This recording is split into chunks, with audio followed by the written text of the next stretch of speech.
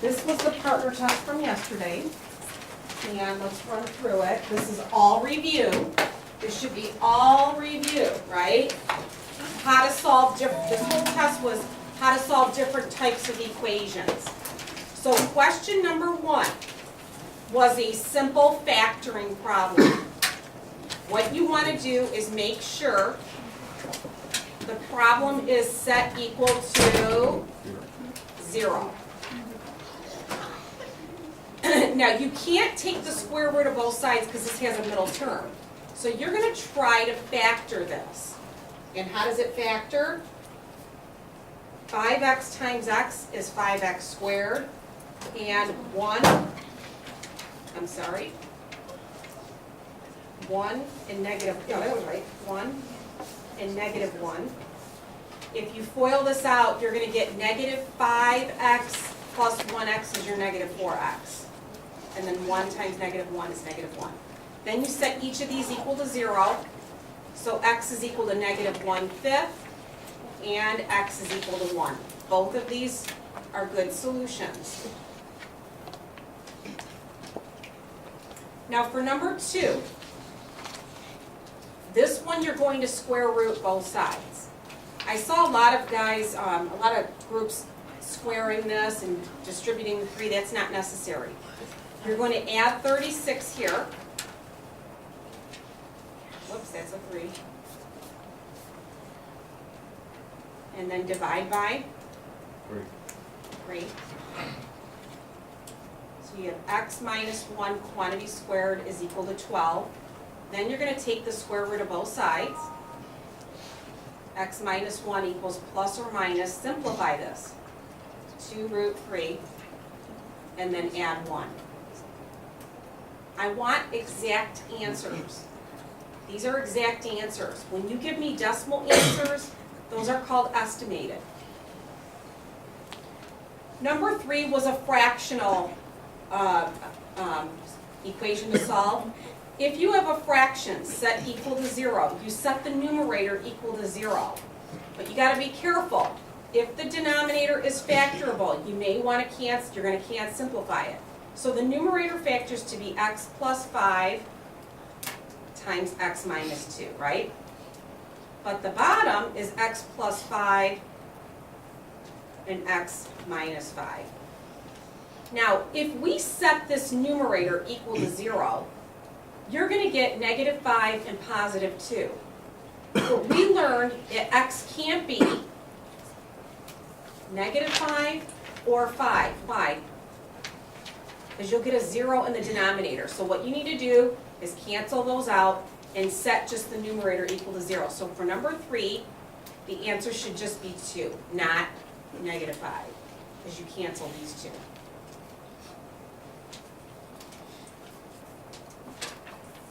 So far, this is what we have. These were each worth 3 points. The next one. I want to see you use this quadratic formula for this particular problem. Step 1 is to get this in what form? Standard form. Set it equal to 0, because that's the A value, negative 7 is your B value, and negative 1 is your C value. So the quadratic formula, I'm not going to give it to you. It is the opposite of B plus or minus the square root of B squared minus 4AC all over 2A. Now you could use the quadratic formula to solve any of these. You don't have to factor. But this is a lot of work. You'll still get negative 1/5 and 1 for that first one if you can't factor it. But it's a lot of work, and there's times where you'll make mistakes on the quadratic formula. So what is the B value? It's negative 7, so there should be a positive 7. Then square negative 7 minus 4 times 3 times negative 1. This is a common place to make mistakes. All over 2 times the A value, which is 3. So what you're gonna do is simplify. This is gonna give you a 12, and 12 and 49 is 61. Now, if you can simplify this, do so and see if you can cancel anything, but you can't. This is the final answer. No. Next one. Solve by completing the square. I want to see you complete the square, not use the quadratic formula here.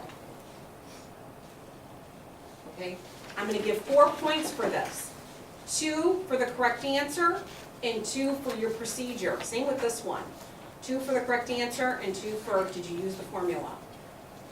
So, step 1 in completing the square, what has to be right here in front of your, what does your A value have to be? So we're going to first divide everything by 3. So you should get 8x squared plus 4x minus 25 equals 0. Then what do you do to the C value? Bring it over. And this is where you take half and square. You're going to add 4 to both sides. You're going to factor this as a perfect square trinomial. Square root both sides. Now it looks like that problem right up here. Square root both sides.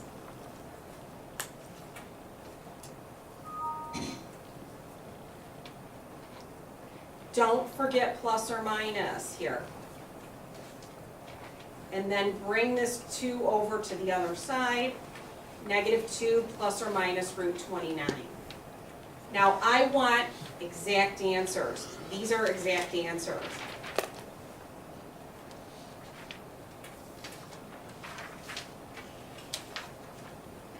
Next one. You have a 4th degree problem. That's factorable. How do you break up x to the 4th power? X squared times x squared. Now what 2 numbers multiply to give you 36 but add to be -13? No, I didn't. Now some of you guys factored this, or what you do is set each of these equal to 0, add 9, and then square root both sides. So what's the answer here?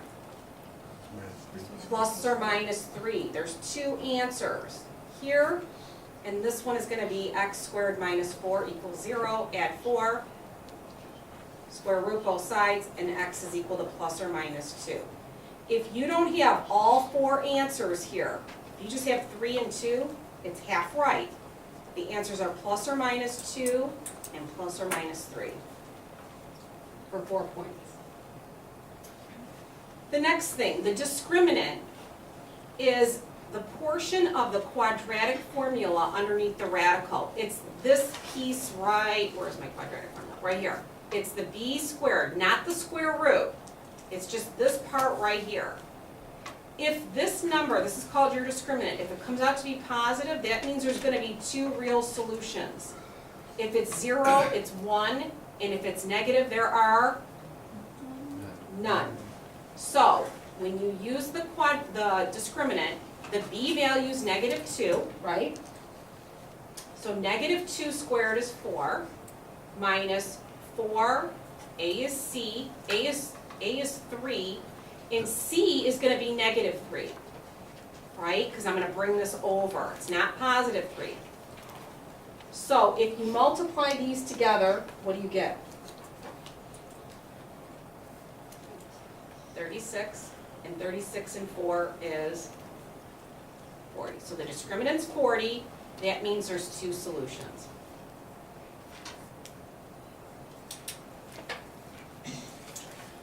Next type of equation is a radical one. Now with the radicals, you don't break it up into plus or minus.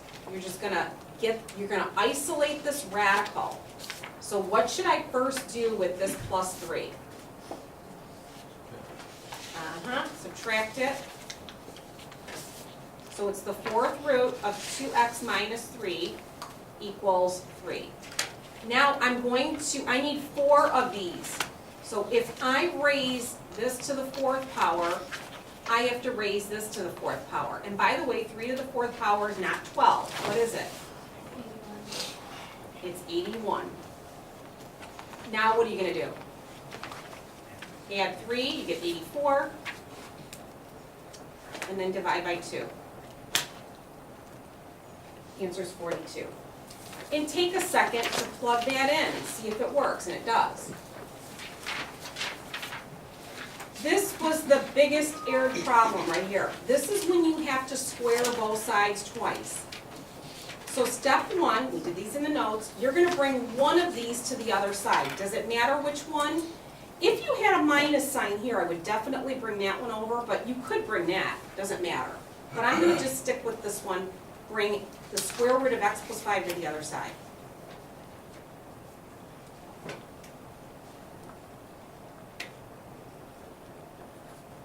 Now, you're going to square both sides. This was your error right here. You have to square this quantity. A lot of you guys squared these individually and you get the wrong answer, you get 7. So when you square this side, you get x minus 3. You were right on that one. But this, ladies and gentlemen, you have to FOIL. What do you have? You have 2 of these binomials. So this is the hard part. 4 times 4 is 16. And then 4 times this and another one is really the product of these times 2. So it's 8 times the square root of x plus 5. And what is this times this? What is it? A negative times a negative is a positive, and root x plus 5 times root x plus 5 is x plus 5. Now what are you trying to do at this point? You're trying to get this by itself, this piece right here. Why? Because you want to square both sides again. This is one where you're going to square both sides twice. So does anyone know what happens to these 2 x's right here? Cancel. They cancel out. Okay, then what? So these are gone. Then what? What's 16 and 5?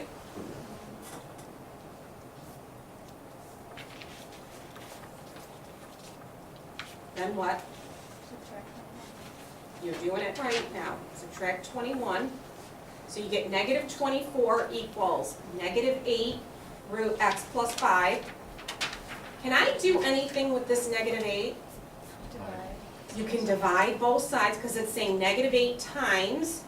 So we're using our algebra skills. What is negative 24 divided by negative 8? 3. Okay, then what? Square both sides. This is where you have to square both sides again. What's this? 9. And then what? Minus 1. What's the answer? Now, right here, if 24, if I couldn't take this, let's say this number was a 5 or a 7. If I couldn't divide and simplify this, leave it there, but when you square both sides, you're going to have 64 and then times parenthesis x plus 5. So that was in the homework.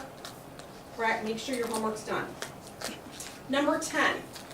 This is an absolute value. The absolute value ones are the ones that you break up into 2 problems. First of all, what do we want to make sure this number is right here?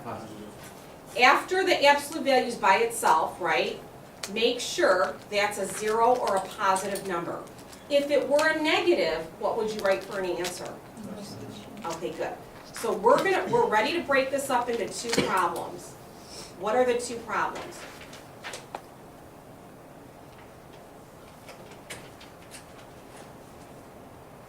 Now I like to put the negative 8 there. Do you know why I do that? So it goes in order. So the left side's the negative number, the right side's the positive number. Now you're going to set this equal to 0, so add 8 to both sides. and that's a perfect square trinomial. So this answer is x equals 3. And then this one subtract 8. Factor it. And on your test, it'll be factorable. I'm not going to give you a quadratic one. So your three answers are x is 3, 7, and negative 1. Are we plugging one, no, negative one into it? It did it? No, please. Let's try it. Oh, yeah. Okay. Negative 1, we're going to square it, minus 6 times negative 1 plus 1. Does this equal 8? Let's see if we have an error. What is negative 1 squared? What's this times this? Oh, whoops. There it is. 6 and 1 is 8. It worked.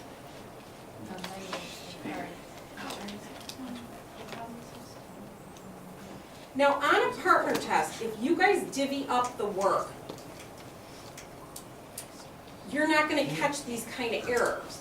But if 4 or 5 of you are in a group and all 5 of you made the same math mistake, it's not going to happen. You're going to start to see that, someone's going to see that it works and someone's going to see it maybe it doesn't. So that's why it's important that everybody participates in a partner test and everybody does problem 10. And you compare your answers. That's where you're going to get a high test grade. Now number 11, there's a good chance there's going to be an extraneous solution. I know because of this variable right here. How do you break this up into 2 problems? I always do this one first. 3x minus 2 equals 5x plus 4. That's the positive one. And what's the other equation going to be? Negative 5x minus 4. And then solve. Add 5x. So you can do this many steps in your head. Add 2 and divide. You get negative 1/4. This answer works. This one, when you subtract 3x, subtract 4. This answer is not going to work. You know why I know? Because negative 3 times 5 is negative 15. And negative 15 plus 4 is a negative number. Regardless, it's a negative number. When you take the absolute value of anything, it comes out to be positive. How can a positive number ever equal a negative? So this answer was extraneous.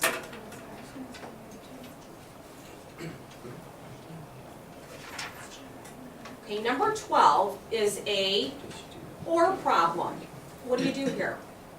Distribute.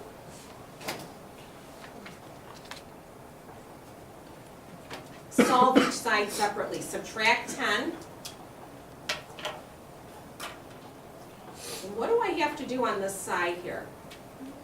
Divide by a negative, so you have to flip that and it's going to be a 6, sorry. 6. So x is greater than 6. On this side, I'm going to subtract 2x, add 6, divide by 3. I'm doing some of this in my head. So 3 is greater than x. I didn't have to flip the sign. But I don't like how this is written. I'm going to write it as x is less than 3.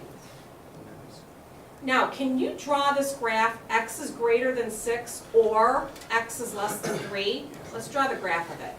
If x is less than 3, that's that part. And if x is greater than 6, that's that part. So how do we express this answer in interval notation correctly? Parenthesis, negative infinity, comma 3, parenthesis, union, parenthesis 6, comma, yeah. Mm-hmm. Some of you guys had 3, 6, and you had the stuff in between. Be careful. A couple things. I want to make sure you guys understand order of numbers. I saw some groups had 6, 3, even though it's wrong. What's wrong about this answer. That's an and, that's one thing, but look at the two numbers. You always put the No. small. Yeah. Does 6 come before 3? Nah. No. So be careful on that one. Okay, 13.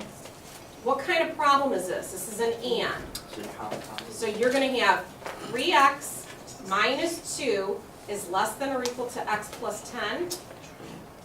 And what else? X plus 10. Four. Huh? You have to do that for this one because there's a variable in the middle. If you don't, it'll mess you up.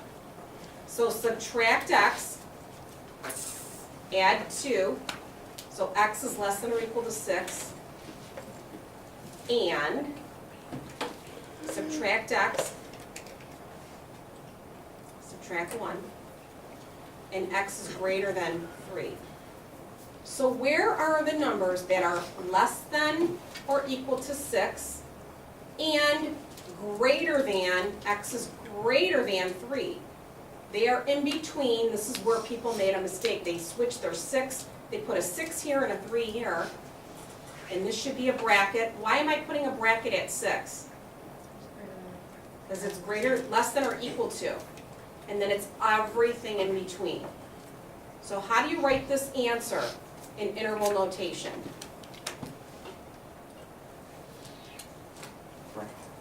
Just like that.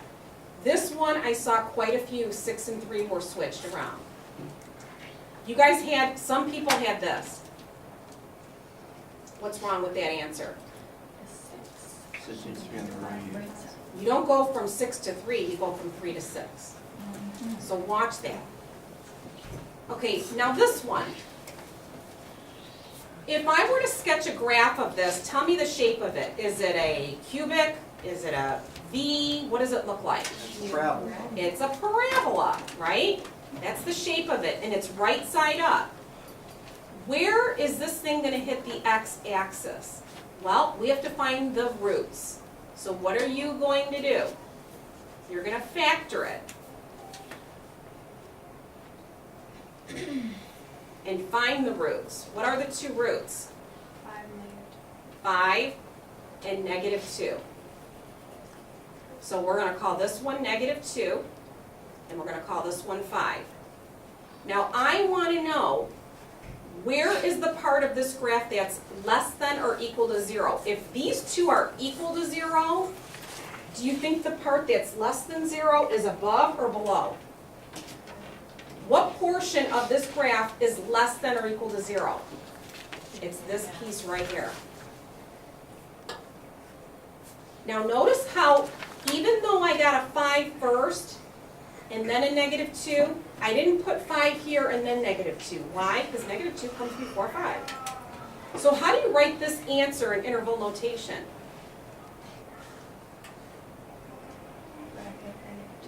Bracket. Just like that. Now, if there was no bar here, what would be different? Parentheses. What if this would have said greater than or equal to 0? What would you have given me for an answer? 2. You would have negative infinity, comma, -2. Union. 5. I had quite a few people that were stuck on that one. Get it? You get it now? That's how we do that one? That's how you do that one. I know. Well, no. You do that one the way I did the first time. I switched it to a greater than. I said if it said greater than or equal to, then it's these two parts right here. Okay? So it is an and question there? This one? This one's It's an 14 and. This one, it looks like an and, but it's, don't think of it as an and or an or. This is not a compound inequality problem. This is not a compound inequality. And how did you do the implementation? It's the part of the graph, see this right here, x squared minus 3x minus 10, that's this graph right here, okay? These are equal to 0. This is the 0. These are your zeros. So what part of this graph is less than or equal to 0? It's this. If these are zeros, this is below 0, and these are above 0. So what part of the graph is less than or equal to 0 from here to here? This piece right here. You get it? So if it said greater than or equal to 0, it's this part right here and this part. And that's why I showed you the difference. Get it? Got it? Yeah. Okay. Number 15. Solve for C. Tell me, I know you guys can do this, but common mistake we're all over the place. What's the first thing you're going to do before you get to the C? Divide by 3 pi. So, are you in agreement that you have A over 3 pi equals square root of B over C, correct? Yeah. Now, how do I get, I've got something blocking my C. And so what am I going to do to both sides? Square both sides. Now you learned one of the rules. When you have a fraction and you have a power outside, what do you do with that power? You have to distribute it. I've got 3 things here. So this should be on the top, you should have a squared. What should you have on the bottom? 9 pi squared. That was a common mistake right there. Okay, now I'm going to cross multiply. What's a squared times c? What's 9 pi squared times b? I'm cross multiplying.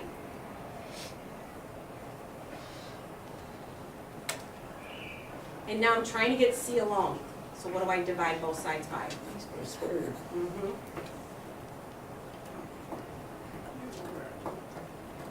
So c is equal to, tell me, what's c equal to?